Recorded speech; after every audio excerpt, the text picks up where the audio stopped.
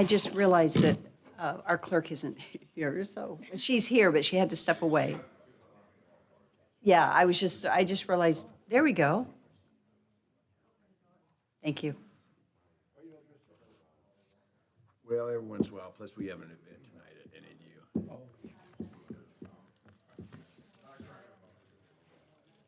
President's reception. You should have had an invitation. I did. We are live, just like we're live.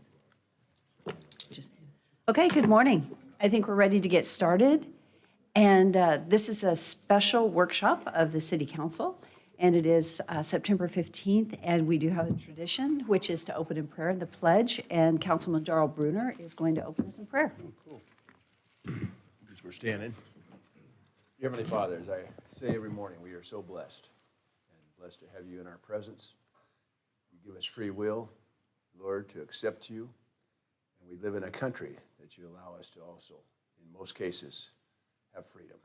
So thank you for that. Thank you for this leadership. Thank you for the individuals out here today and the job they do in serving citizens. And we're totally blessed, Lord, for placing us in the city of Nampa in a mayor and leadership that loves you and also obeys the Constitution. Thank you for this day, and I'll give you praise in thy name. Amen. Amen.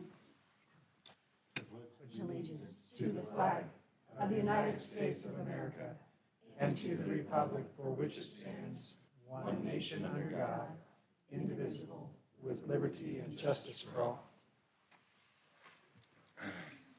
Roll call. Rodriguez. Here. Brunner. Here. Jingula. Here. Reynolds. Here. Haverfield. Here. Bauer. All present. Thank you.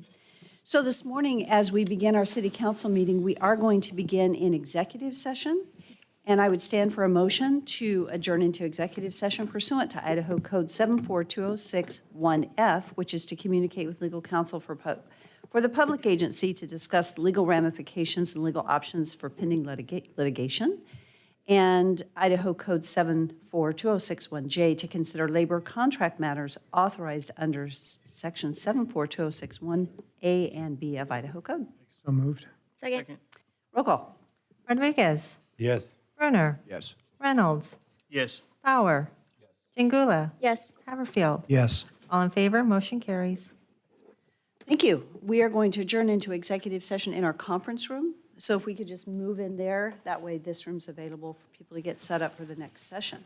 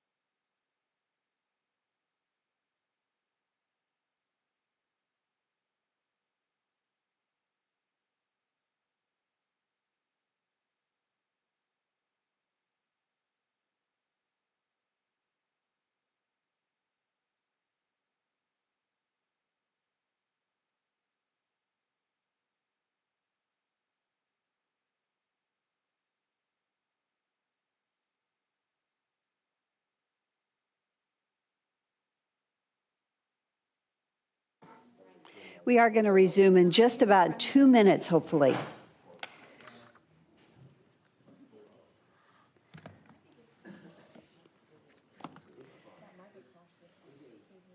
And Mark, you are welcome to come forward and get set up and be ready to go, because you're on first.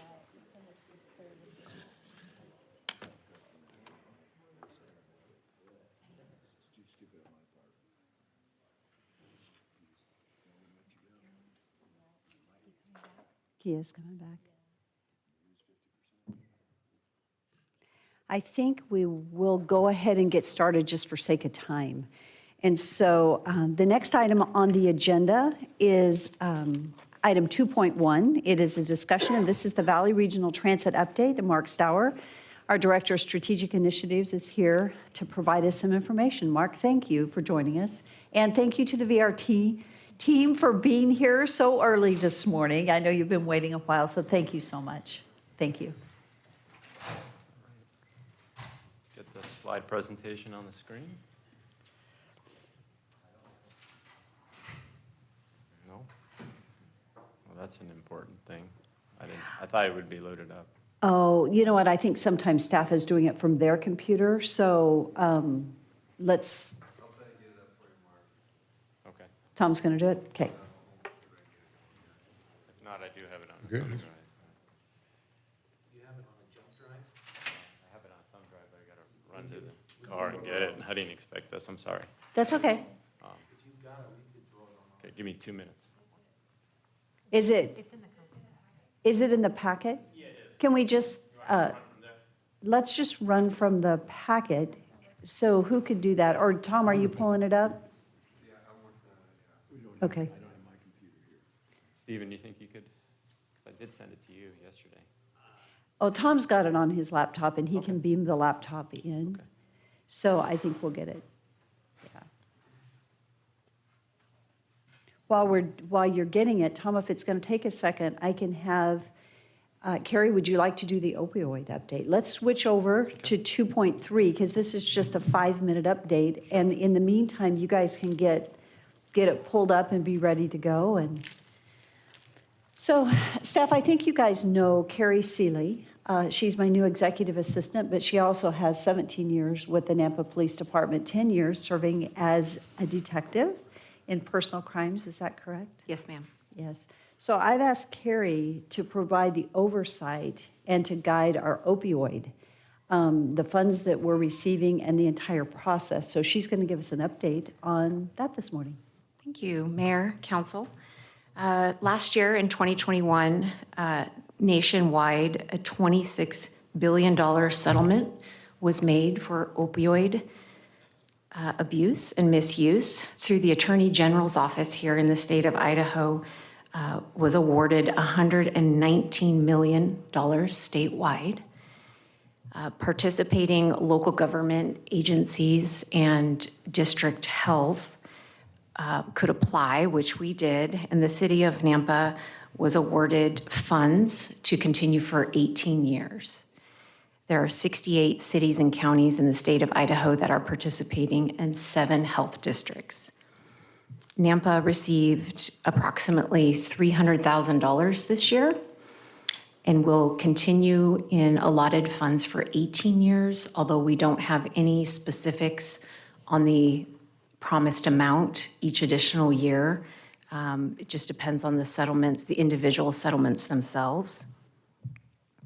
So coming forward, there will be a resolution that will be presented to you to consider forming a Nampa Opioid Settlement Advisory Group, consisted of several members of our community and various agencies. And please know that you will also receive a request coming forward to you for consideration from the Southwest District Health. Nikki Zog is going to be presenting a request for funds to create a teen crisis center, possibly located here in the city of Nampa. Carrie, Mayor? thank you. I appreciate that. Yes, Councilman That was going to be my Haverfield. question. Are there restrictions as far as on the usage of those dollars? Yes, Councilman Haverfield, there are several restrictions. The overarching allotments are dedicated to treatment and prevention. Which the Teen Crisis Center would fall under. Yes, sir. Thank you. Any other questions? Mayor Kling? Yes. So is there any possibility that we can use the facility up on the youth corps, is that what it was? Yeah, Job Corps. Job Corps, that we can use some of that money to fund a facility there? Is that what you're referring to? Councilman Rodriguez referenced the request from Southwest District Right. Health. They've identified a separate location here in Nampa for possible use. Is the buildings already there? Yes, sir. Oh, it is? They have, over the course of the last year, done a number of tours, including that tour, and they have considered that. It ended up not being a viable option, but they have identified a facility. I don't think they've announced that facility yet. Correct. Because they're just working on the contract for the facility, but it is one. The request for funds would be for renovation, to help with the renovation of that facility so that it's ready to go. But, yeah. Okay. And I also heard that there was going to be some of those funds directed to the Napa School District. Is that just a rumor, or is that? Councilman Rodriguez, I can't speak to that. I know that the local government agencies and district healths were pretty specific in reference to cities and counties, how they can choose to allocate those funds. There is a portion of this that's outlined for education purposes. That's what I'm referring to. Yeah. And we can find out. I don't remember if the Napa School District actually received funds. For example, the fire district did join in on the settlement letter and support, which helped us get the funds, but they don't receive any funds. And so there are certain agencies that did participate but don't receive any funds. But there is a long list of guidelines of how those funds can be used. And so we're working with legal, and Carrie's working with finance, and then we'll be putting it together to ensure that we're in compliance. Okay. And then the goal is to use the funds in the most efficient way possible to maximize those dollars. Yes, okay, So thank you. the Southwest District Health request that will come forward is a one-time request. It's not an ongoing. Mayor. Yes. So you indicated 300,000 first year, but the ongoing additional 18 years, that amount wouldn't possibly be the same? Correct. Okay. So there's not knowing anything at this point as far as what they would be for us to be able to project ahead if we were to obligate ourselves? Correct, Councilman Haverfield. We have inquired as well as other entities, and there's no forecast as to the specific amount. So the 119 million that the state of Idaho is getting, that's a lump sum? That's not an ongoing amount either then? My understanding is it's over 18 years. 119 over 18 years? Yes, sir. And that's where the math is as far as for us and other counties and whatever, to spread out whatever it would be per year, which is about 10 million a year, I guess, is what's being allocated. Yes, sir. Okay, thank you. Thank you, Carrie. Appreciate the update. Thank you. And Mayor, just let you know that I did teach Carrie everything she knows about law enforcement and detective, right, Carrie? Thank you, Councilman Rodriguez. Every officer has told me that, Mayor. Yes. Carrie, thank you so much. Okay, we're going to move back to item 2.1, which is a discussion. And Mark, thank you.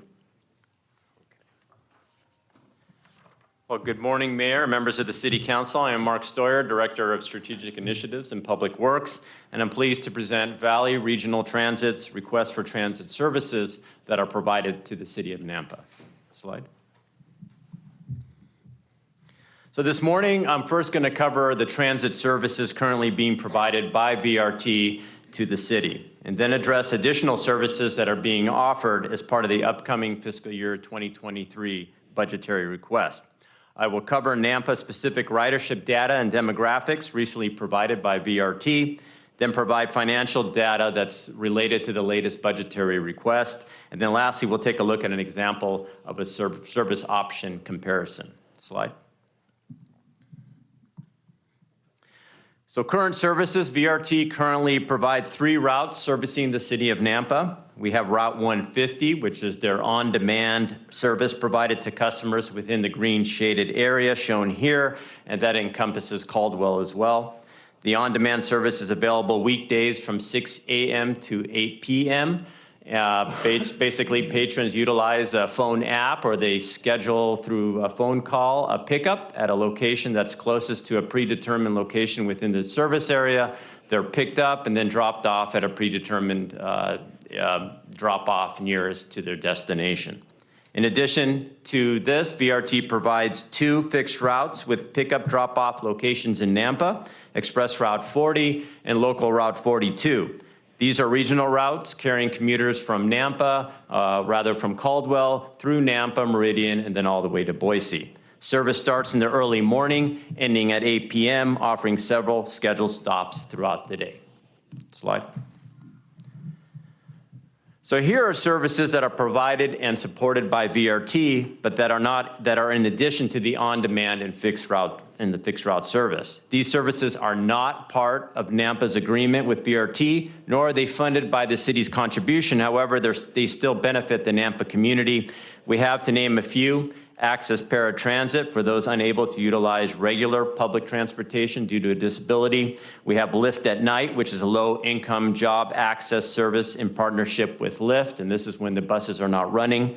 Rides to Wellness, which provides transportation to various medical facilities, and the Nampa Grocery Shuttle, which provides the North Nampa residents with access to Winco and Walmart on Saturdays. And this is done through a partnership between VRT and St. Alphonsus. Slide. As part of their 2023 request, VRT is providing an enhancement to Route 40 that I want to mention, which will benefit the city of Nampa ridership. As shown here, instead of Route 40 jumping on at 84 at Northside and exiting Garrity and vice versa, the route is being revised to run through downtown Nampa and along Garrity, adding several stops along the way. So this is a big enhancement, and this is for the same contribution from the city of Nampa, no increase to the contribution. Slide.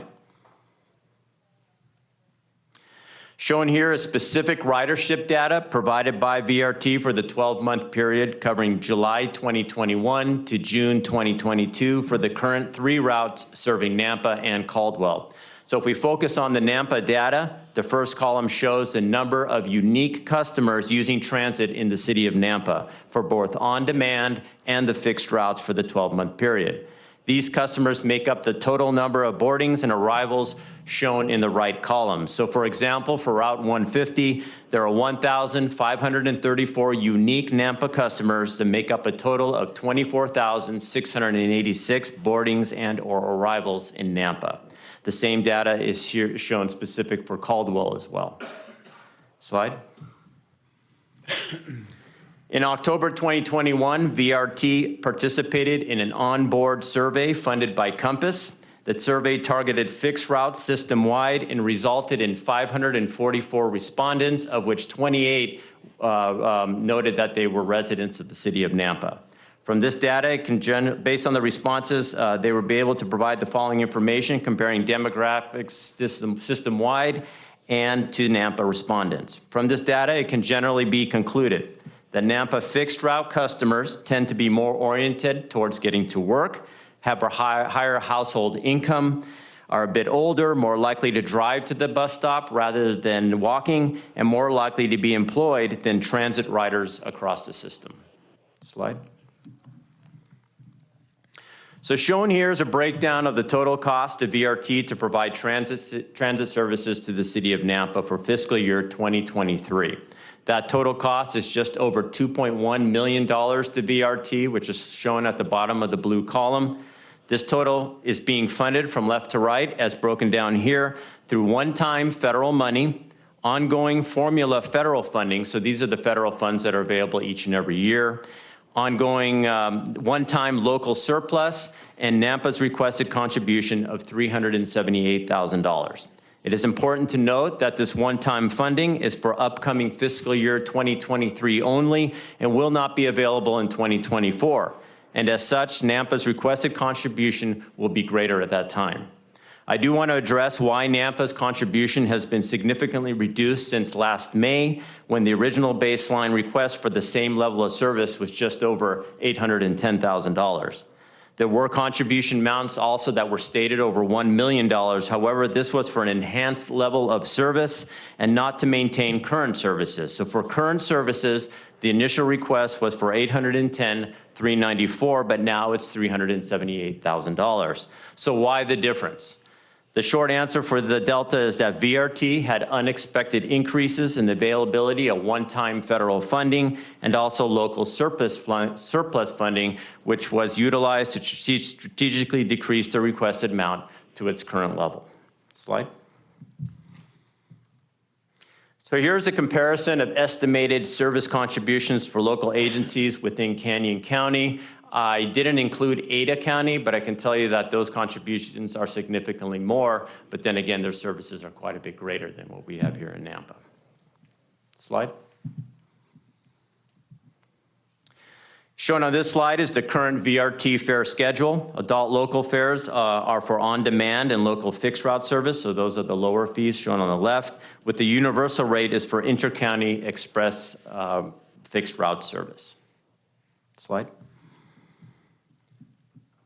So staff canvassed the state to identify cities that contracted with a private company to provide transit services rather than a transit agency or an authority such as VRT. What we found is that only a handful of rural, not urban cities use private companies for transit. For example, Mountain Home, Payette, and Fruitland all use Treasure Valley Transit, which is a nonprofit private provider for their transit services. It is our understanding that urban areas are given greater flexibility when it comes to using private transit providers while still being able to utilize federal dollars to assist them in those services. Urban-sized cities fall under a different requirement when it comes to federal funding and under the jurisdiction of a local transit authority or agency. I believe Nampa contracted with Treasure Valley Transit a number of years ago when they were a rural community.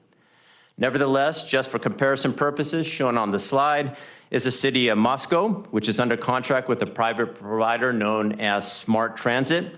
Like Nampa, Moscow has 2 fixed routes and also offers an on-demand service. However, the fixed routes do not provide access to destinations outside of the city limits. That is, they are not regional routes like the routes provided to here in the city of Nampa. So considering this, and also Moscow's smaller service area, total to operate that system is close to $1 million with a local contribution of just over $133,000. Thank you. That ends my presentation. VRT staff is here to expand on any of the details that I presented here today, also to answer any questions, and of course, I am also here to available to answer any questions. Thank you. Thank you, Mark. So I have a quick question. I'd like to go back to your statement that you made regarding urban, moving from rural to urban, and the city of Nampa. Could you go back and restate what you said about it's a requirement to work with a local transit authority? Could you say that one more time and explain that a little that's deeper? correct. So rural communities have more flexibility when it comes to hiring private companies and receiving federal money to supplement that service. As an urban entity, we don't have that flexibility, and we're under certain requirements by the local transit authority or agency. In this case, it's VRT.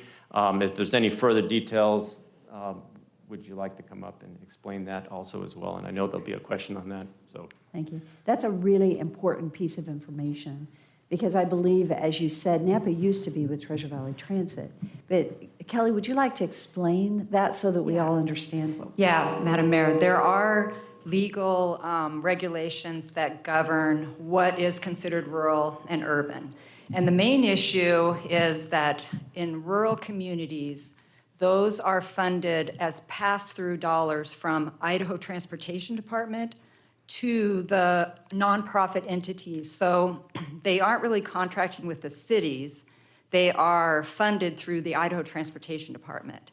And the dollars that are provided are at a little higher match rate in some ways too. That's why you might see a lower local contribution, or the other contributions that the like SMART would get would also be the University of Idaho and other Medicaid dollars. So the match is spread out over different kind of funding sources. but rural communities are nonprofits established to be the provider for that region, and those dollars flow from Idaho Transportation Department, not directly from the cities. So the city of Nampa is considered urban, not rural. So as an urban locale, explain then the fact that, is it a state requirement? How does that work? Because I think this answers a question that had come up at this bench. Yeah, Madam Mayor, under the urban areas, we are a recipient of federal urban transit dollars. And when you're in an urban area, you're required to competitively procure your transportation services. And so those are all done because Valley Regional Transit is the designated recipient.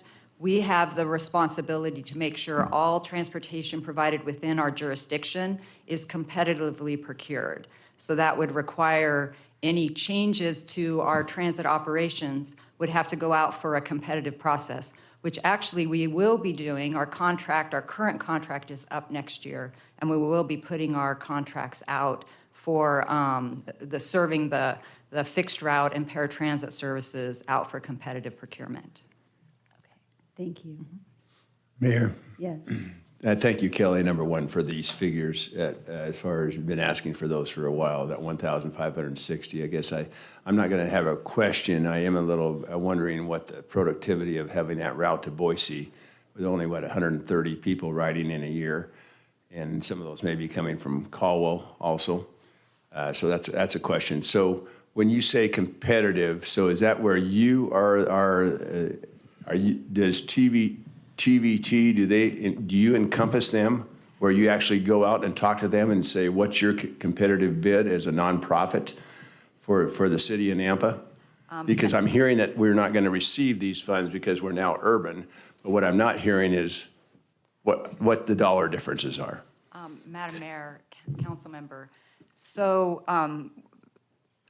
TVT was the rural provider. In early 2000, it went to a small urban area. We did put that out for competitive procurement, and TVT was not the most competitive provider at the time. Okay. So since then, they haven't actually put in proposals to operate the services. So the way that our board, it's the Valley Regional Transit Board that's responsible for programming and allocating the federal dollars. And we do that through coordinated services. So we can put anything in a proposal process, and that's part of what we intend to work with our partners to design and define the services that we can provide for the funding that we have available. That would all be part of the proposal process so that we could receive the most competitive proposals for transportation services. So Mayor, and thank you, Kelly, the Mayor, what I would be requesting, if possible, in the near future, and I am all for, as far as, you guys need a service here this year, and appreciate your drop in requests. But I would appreciate whether somebody, a representative from TVT, if there's another nonprofit that's out there, I would like to hear from them directly. And so that's just a request that I'm making. So I think with that request, and the question is, does that, if you're asking that we hear what if Treasure Valley Transit would be interested in providing services. Or if there's another nonprofit out there, yeah. I think we do that through VRT. Well, I'm not understanding why that has to be the case. Well, and that's what I'm just trying to get the clarity on. Yeah. I guess, Madam Mayor, you can have conversations with any provider that you want. In terms of VRT can't individually negotiate with individual providers, regardless of whether they're nonprofit or private, because that would be in violation of our procurement rules. Right, okay. Mayor Kling. Yes. So Kelly, so if we do go reach out to Treasure Valley Transit, and do we have, the city of Nampa have a choice and then go through you to fund them like we do now?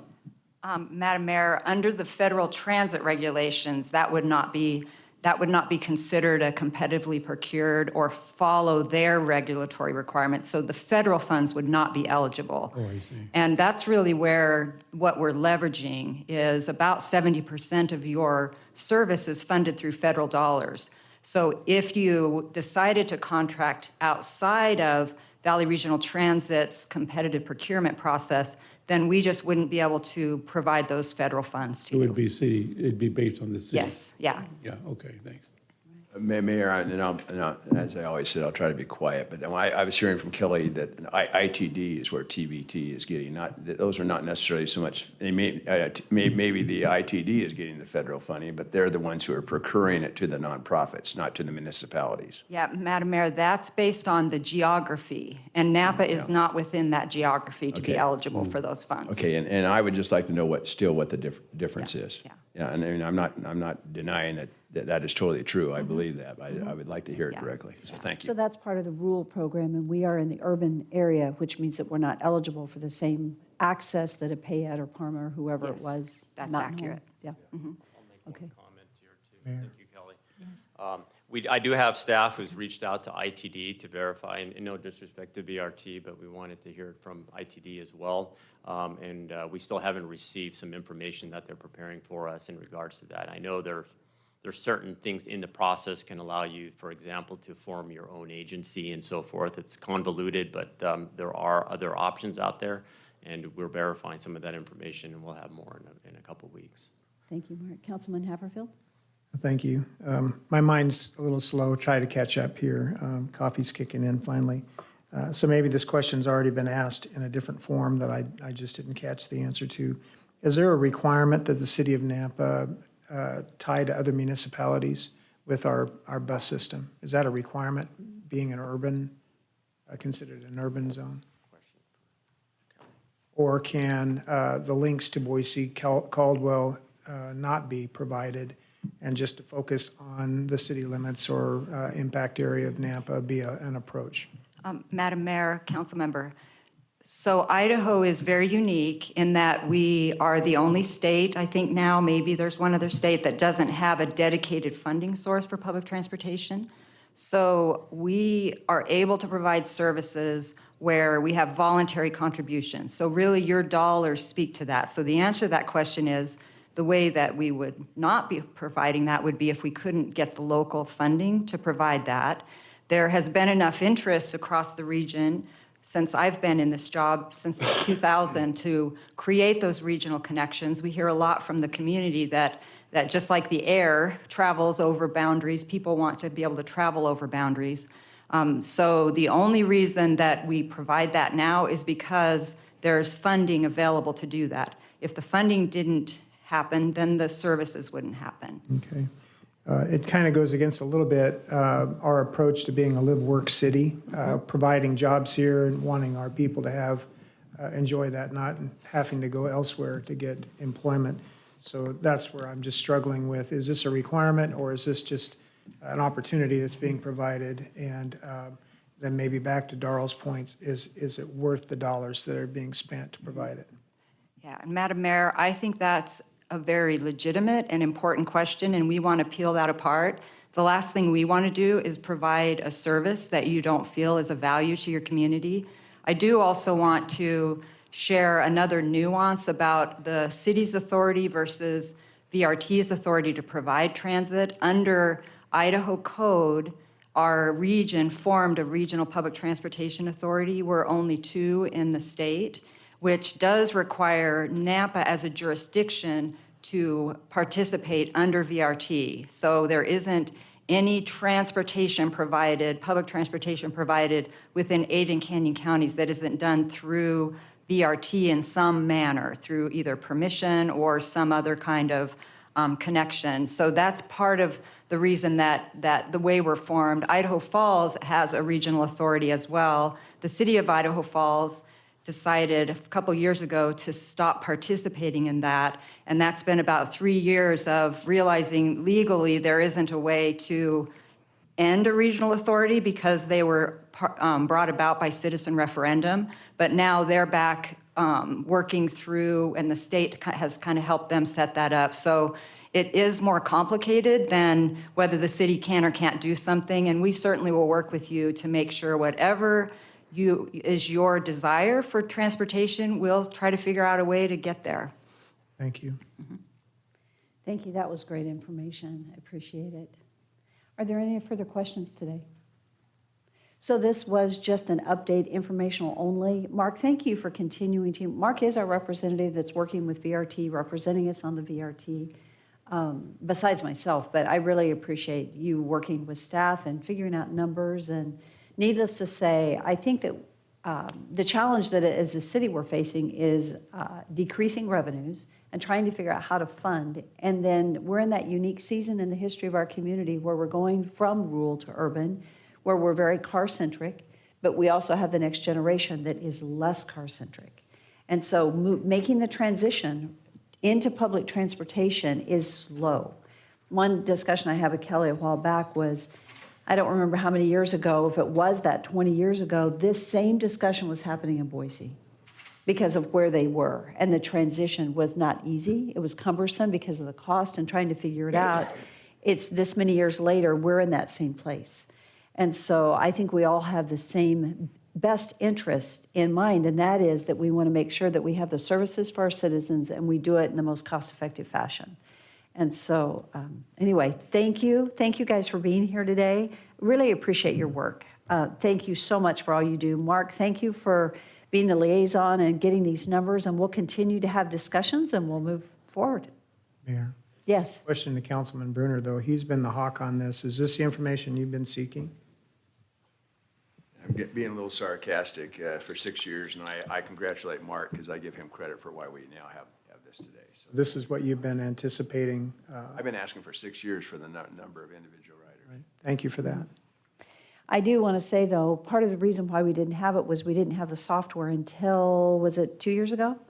Having the ability, and even with that, when you have someone get on and pay cash, you do not know who it is. And in order to do that, there's a privacy thing. You can't just get all that information when somebody jumps on and they're paying cash. So they do have the software system now, which has been provided the opportunity to. So I just want to be careful because it can be very demeaning, I want to say. And I think we don't want to go there. I don't mean for that to be, but Mayor, I'll rebut that just a little bit because 3 years ago I asked for just a 30-day count and didn't need names. Right. I don't think there's so many riders that a driver cannot write down, hey, I had 30 different individuals today or whatever. Yeah. That was never received. Well, I think we do have the numbers today. I think that we have the software in place, and I think we need to move forward with a very forward-thinking attitude to where, how do we get where we need to go? And that's really ultimately where we are. So thank you. Okay, the next item on the agenda, and this is the only other item that we have on our agenda today, is the North Nampa Mid-Level Plan. I think that Doug Critchfield is, hi Doug. I can't see you over there. So are you going to present from the podium? Thank you so much. I will say, I tell you, with the growth that we're experiencing, I so appreciate Rodney and team, and then Doug as our future land use planner is doing an excellent job and really trying to think, how do we guide our development and get us where we need to be? And so this is the result of quite a bit of work, and there's work going on in a lot of other areas. But Doug, thank you for this. I appreciate your being here this morning and the work you've done. You bet. Thank you, Mayor, Council, and Commissioners. Doug Critchfield with Planning and Zoning. So we received direction to look at the North Nampa area, as this is an area that's growing rapidly, and there's a lot of interest in this area. We're looking at a tool that the council and commissioners can use to make planning decisions in this area. We've called this a mid-level plan, although it could translate into a specific area plan, which we have guidelines for in the comprehensive plan. So this may come in a different form to you than what we call a mid-level plan at this point. So this plan is really a more detailed view of the planning than the comprehensive plan is. And it follows the concepts that are used in the comprehensive plan in terms of land use and things that you've seen before. We're proposing that this be an overlay on the current comprehensive plan, although it could be, and there's been discussion about this possibly replacing the land use designations in North Nampa instead of overlaying them, replacing them with this plan. That's something that we're still working through. And it does consider both land uses and the local and regional transportation in this area. And these are important factors as we start to talk about utilities and the type of land uses that could come into this area. So the North Nampa area is 13 square miles. It's about 8,600 acres. It's about 38% of the size of the current Nampa area, the incorporated Nampa area. That's about 2 times the size of the Stars Incorporated area, so it's a large area. It's predominantly agriculture. There are some commercial and some residential. It's very limited in terms of residential. The Ridgeview High School's out there, Franz Whitty, Syngenta, McKillop, Sod Farm are some of the commercial uses and the school uses out there. This could come back to you as an adoption of a specific area plan with a change or a comprehensive plan amendment that would come with that in the future. So the question is do we replace this area? Do we replace the map and put a blank space there and say, see North Nampa mid-level plan, or do we do an overlay of the existing comprehensive plan land uses? Again, there's been some discussion about this, and as we go into this mid-level plan, perhaps we could receive some input from you about the direction that we can go as far as this is concerned. So we showed this to you, I think we've shown it to you on 2 different occasions. We had a workshop that we showed this to you, and then we met with the developers and a couple of council members and some commissioners. This plan is really a response to some of the development that's going on in Star and the Fields area plan in Meridian, and our desire as a community to ensure that the people who and the property owners in this area have some more specific guidance as this area, again, is developing rapidly with Highway 16 and 2026 plans starting to evolve. As you take a closer look at this, it goes from the parameters are really from the Boise River down to Ustick Road, and then over to the Canada, the county line, North Canada Road, and then over to Madison Road on the west. So it will take a closer look at this plan and talk about some of the uses and the more of the specificity that we're looking at. We've had conversations with several landowners in this area, and they've all expressed different viewpoints of how this should develop.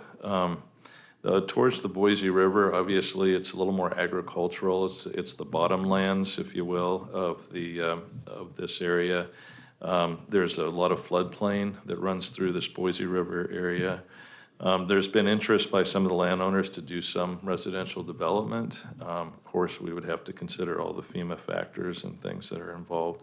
But the VLDR is an acronym for very low density residential. There's talk of potentially doing a development that's like a Harris Ranch, where there's cluster development and lots of open space. We're pretty excited about the potential of something like that occurring in this area. As you come up the bluff to Joplin Road, it would be more low-density residential, but the densities would be a little higher than what a typical low-density residential would be, at about 1.5 to 3 dwelling units per acre. The thought is that bluff makes it's a beautiful viewpoint off of the river, and Joplin Road is going to be connected to Star with similar types of development to the east and Caldwell to the west. So it would have some continuity and compatibility in that area. And as you move further south to Highway 2026, 2026 is projected to be a 5-lane road, 2 lanes in either direction with a turn lane, with access points off of Franklin and Canada and 11th. With the last iteration that we've seen from IDT is that it would be, or from the Highway District, is that it would be a right in and right out on Prescott and Dean Lane, which are the, Prescott is right there below the Highway 2026 indicator there, and then Dean is over to the, more to the east. This area around 2026, obviously, we want to take advantage of the commercial opportunities along this road, agribusiness. Syngenta is out there, so they're doing some industrial research, seed production. Talking more about a campus industrial type of feel in this area, maybe some campus commercial industrial types of developments. This might be a good headquarters location for some agribusiness types of approaches. With its connection to Boise and Caldwell, obviously there's some regional approaches that we're looking at in this area. To the south of 2026, this pink area, we're looking at, and we've been talking a little bit, Emily from Mark Bottle's office is here in the audience today. We've had a little bit of conversation with them about potentially developing a large master plan community in this area. There are just a few landowners that own quite large parcels in this area, and if we can work together with the development community, we think we could have something really special up in this area that would be quite unique for Nampa, and would also tie into some of the types of the developments that are going on in Meridian as well. To the west, a little bit on the southwest side over here, the medium-density residential, again, is a little on the higher end in terms of numbers per acre. So the idea is to gradually move to the river from higher density to lower density, but it's still medium-density residential. We're looking at single-family units and home ownership in this area. As you move a little bit, again, further to the south, you can see more in depth what's going on with the master plan community. We have had some talks with the Valley View School District. They are interested in some school sites here. Again, we've identified some areas that could potentially be school sites, but we don't know at this point if those are what they're looking at, particularly a high school site, given that this is flanked by Ridgeview and by Owyhee.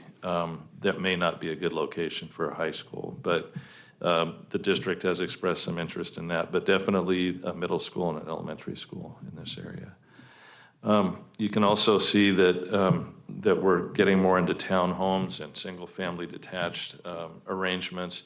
The nice thing about a master plan community is that the elements, the accoutrements are nice landscaping, roadway sections that are appealing, walkable, central location for services, those types of things that all tie together in a master plan community. Over to the left towards Ridgeview High School, a little more dense along 10 Mile Creek and along that corridor. Again, around the high school area, we think that it's much walkability and it's reducing the amount of time that people need to be in vehicles to get back and forth to services is what the intent of this design is. And then as you work down towards Ustick Road and Linden, Ustick is, again, a major corridor. That'll be connected to the Highway 16 corridor. That'll be a major connection for Nampa in this part of the community. And we're looking at, again, a little higher density, but again, medium density residential, single family units, and townhomes with some grocery retail, local type of commercial. And then over to the east, there's a natural gas tank over there in Meridian, and there's talk of an industrial park on that side. Whether that's going to occur or not, we're not certain, but there's talk of an industrial or a business park in this area that might be, again, complementary along North Canada Road. Doug, could I Yes. have you pause just one second? As you were talking about the Ustick area? Yes. Could you speak to the discussions that are taking place regarding the Ustick corridor study? Yes. And your participation, or our, as a city, our participation in that? Yes, and I know Tom points here too. It's mainly transportation focused, and there's discussion of the intersections and how the intersections would be treated there, whether they're to be roundabouts or signalized intersections. And then we've been involved in terms of the, providing feedback for that. And we've been providing information in regards to how we view land use in this area and how that might impact the intersections. Thank you. We did receive some feedback from engineering about possible roadway alignments. They gave us 3 alternatives, alternatives for this area.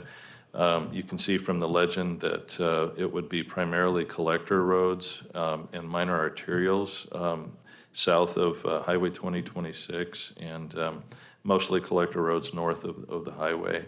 They're starting to show some frontage roads, the gray line there that's just north of 2026 and just south.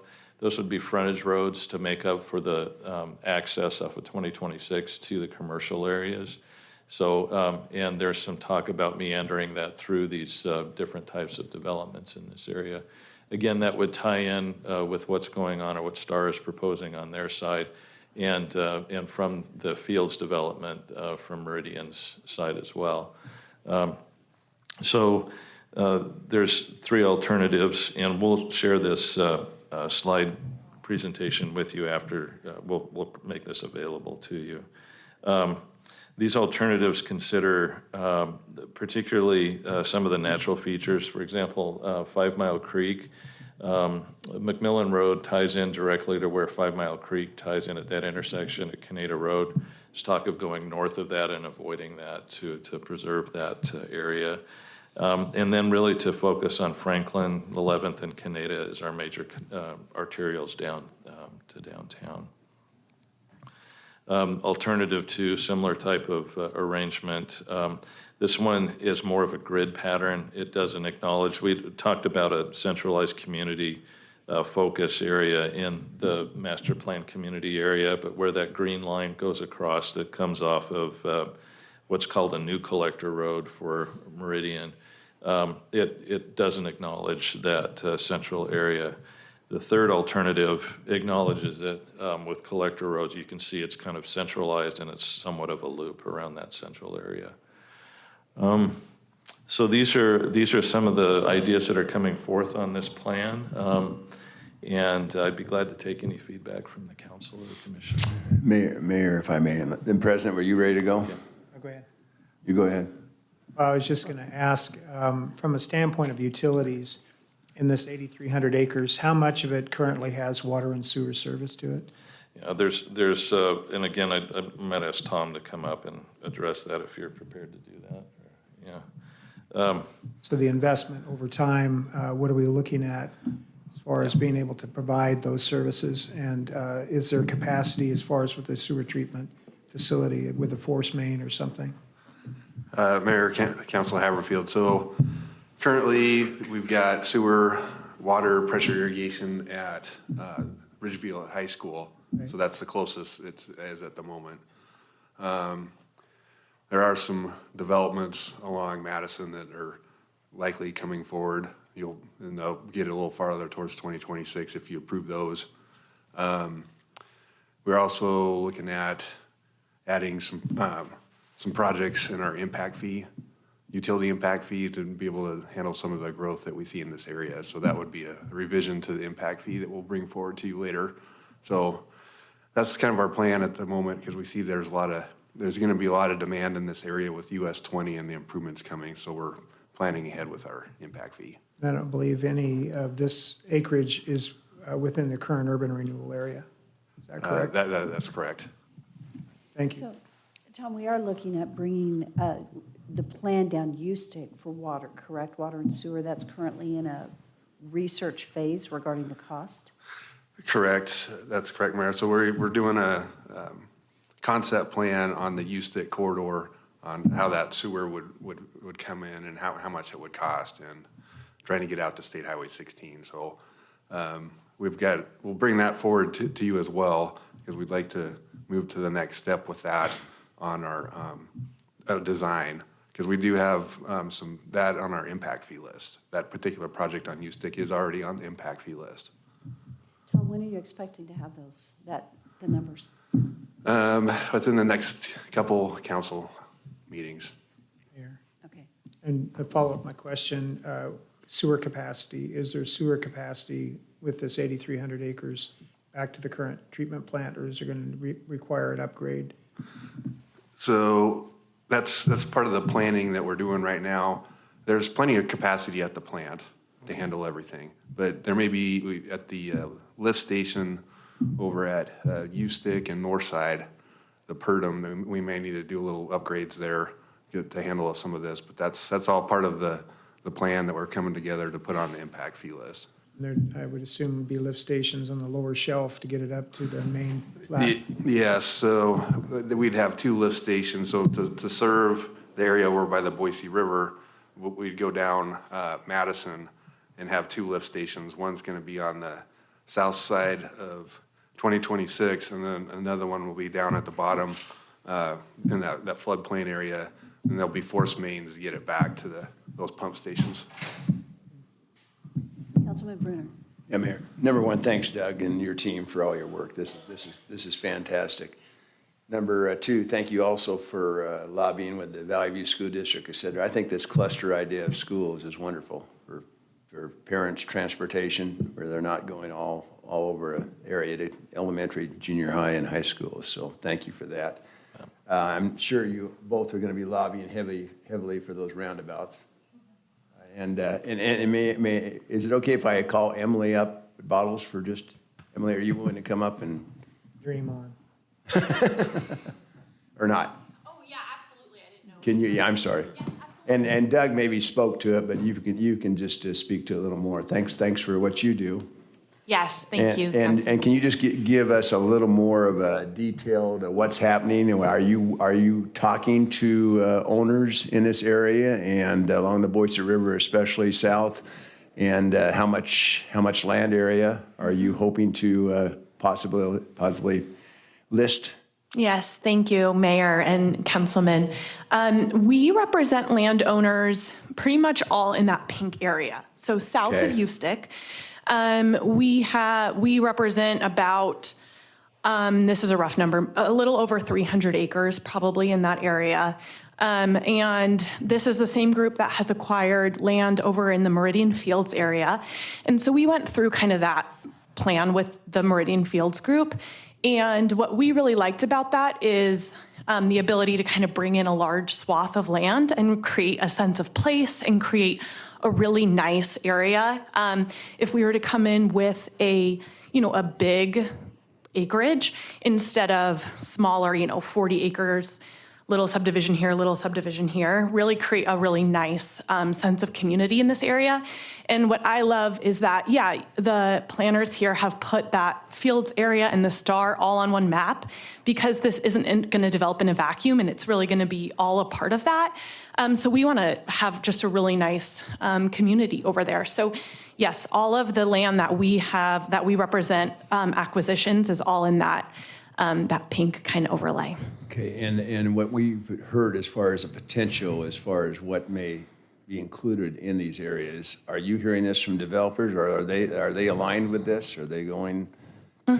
Yeah, so we represent a group of investors and who want to develop this. So work with developers, and so that is our who we represent. So we are going to have a say in what is coming in here. I mean, from a zoning standpoint, I understand that. Absolutely. But we're at the table with these developers. Yes. Or will be in the future. Yeah, and we're grateful for that. We're grateful for the planning to work on this now, so that we're all, negotiating some of those things, so that when it is ready to come, we both have kind of had a meeting of the minds in what you want, what we think would work well here. Yes. So we're really grateful to be able to be in these conversations. Thanks, Emma. Mm-hmm.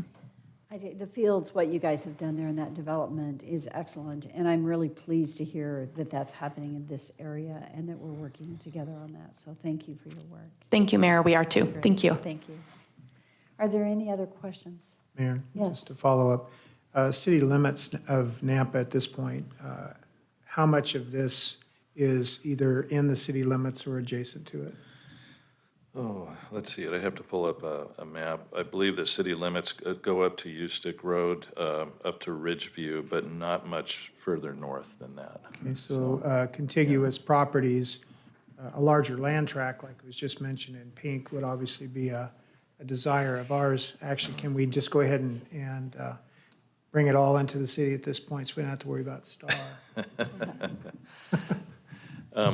I just wanted to follow up by indicating that we are meeting with the landowners on the 27th of October at Franz Witte. Franz Witte's been involved they have some interesting things that they're doing. And we'll be meeting with them on the 27th to show them this plan and receive feedback from them as well. Mayor Kling? Yes. Thank you. So Doug, is Canyon County given any kind of indication of working with the Bottles firm regarding development, or are we just going to run with it and annex it all? What I'd like to do. I would have to defer to Emily. I don't know what conversations you've had with Canyon County. If I could say, my hope is that this is the city of Nampa future impact area. Yes. And so the goal, I think our goal should be that we annex this Yes. in and that the county doesn't get ahead of us, because sometimes that's a problem and Yeah. we don't want to go there. That's what I Yeah. was referring to. Thank you, Mayor. Thank you, Councilman. Yes, I mean, we would love to annex this as soon as possible and really get going. Utilities, obviously, I'm grateful that utilities were brought into this conversation, because that's one thing, and again, I don't mean to make too many comparisons with Meridian, but those utility conversations have to be in conjunction with the development. That's what developers need. I mean, the sewer drives development. So yes, as soon as we can get sewer or do a pre-annexation into it, and really, we'd love to do that. Well, I know that Canyon County has a new comprehensive plan. Hopefully this area isn't involved in that area, so we can annex it quickly, I guess. Do you know that? I haven't reviewed the new Canyon County Comprehensive Plan. We've been focused on Nampa, so that's what we want to do. Okay, good. I'm good, okay. Mayor, I don't think that is necessarily, in a meeting yesterday, I don't think the Canyon County, it's out there, but I'm not sure it's totally been approved. Oh, okay. And Doug has set It in can be on. amended. Yeah, Doug has set in on the Canyon Yeah. County meetings and can speak to those. Sure, yeah, they are going to adopt their plan coming up here shortly. The plan that they're looking at really focuses it on the agricultural areas surrounding the area of impact. Okay. And we're bringing to you next week, actually, our first pre-annexation.